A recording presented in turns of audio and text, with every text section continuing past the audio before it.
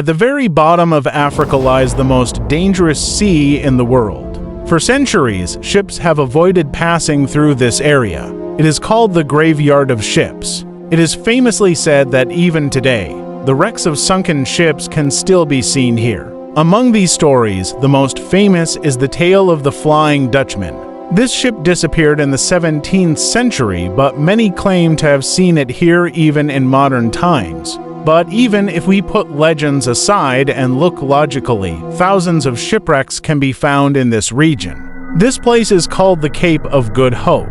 To the eyes, it looks like a breathtakingly beautiful sea.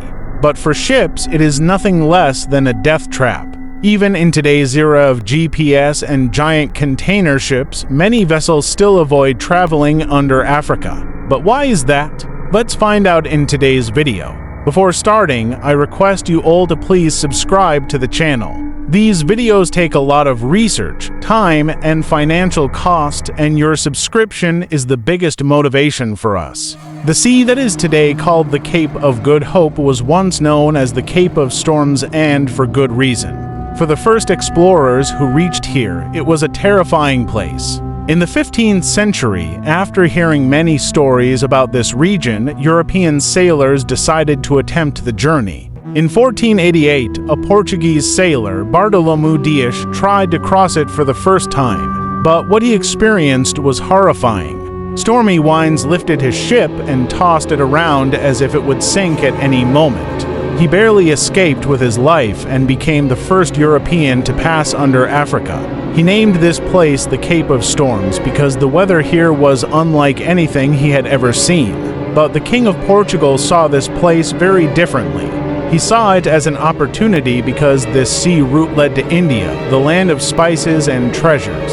So he renamed it the Cape of Good Hope. Soon, it became the gateway for many empires. After the Portuguese came the Dutch, then the British, who used this passage not only to bring spices and silk, but also gold, slaves, and ivory. Each journey brought profits, but also danger. So many ships disappeared here that people began to believe something supernatural was at play. And this is where the legend of the Flying Dutchman began. It is said that in the 1600s, a Dutch captain swore he would cross the sea no matter what. But his ship was lost, and sailors believe his ghost still wanders these waters. Because of such stories, ships avoided this route.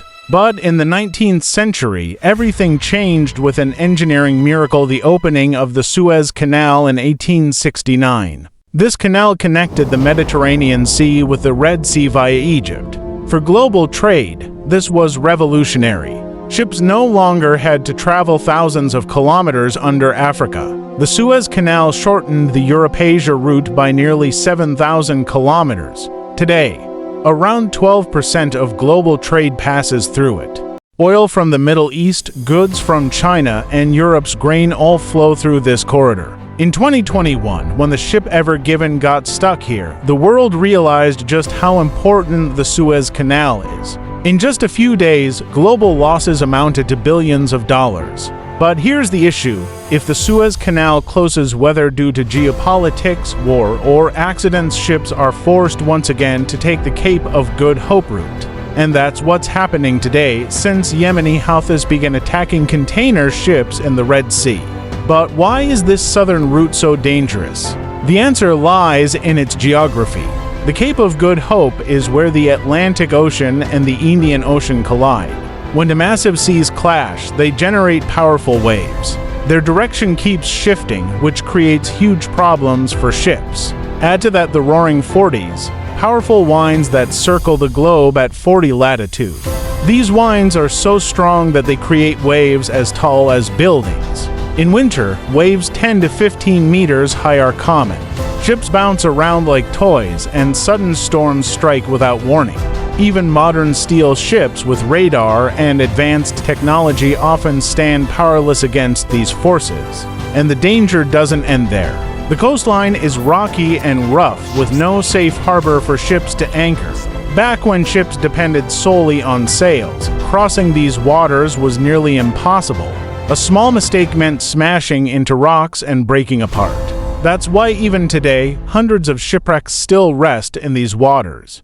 But the Cape of Good Hope isn't the only danger on this route. On Africa's west coast, there is Namibia's Skeleton Coast. As the name suggests, fog, storms, and fierce waves have wrecked countless ships here for centuries. During World War II, a British ship called Dunedin Star wrecked here, leaving its crew stranded in the desert. On the east, between Madagascar and Africa, lies the Mozambique Channel, infamous for cyclones and violent winds that toss ships around like paper. For centuries, sailors feared this passage as much as the Cape itself. Even if a captain escapes fog, storms, and waves, another threat awaits pirates. In the early 2000s, seas near Somalia became the most dangerous in the world. Pirates in small boats armed with rifles and rocket launchers hijacked massive tankers for millions of dollars in ransom.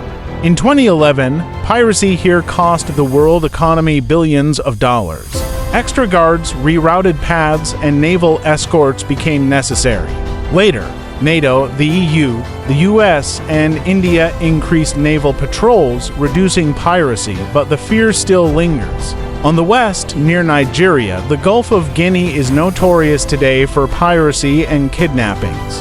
In 2020, out of 135 global kidnappings at sea, 130 happened here. Even in 2024, dozens of crew members were kidnapped and held hostage for ransom. This makes Africa's surrounding waters some of the most dangerous in the world. First, ships face the deadly Cape of Good Hope. Then, the Skeleton Coast's rocky shores, the Mozambique Channel storms, and finally, the threat of pirates. But beyond danger, there's a political angle too. These seas are not only important for trade, but also for military strategy.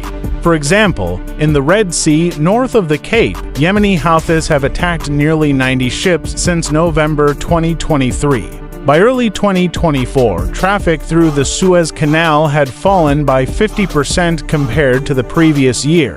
Many ships changed routes, once again traveling under Africa. That's why this region has once again become crucial for global shipping and trade. The world's major powers know how sensitive it is.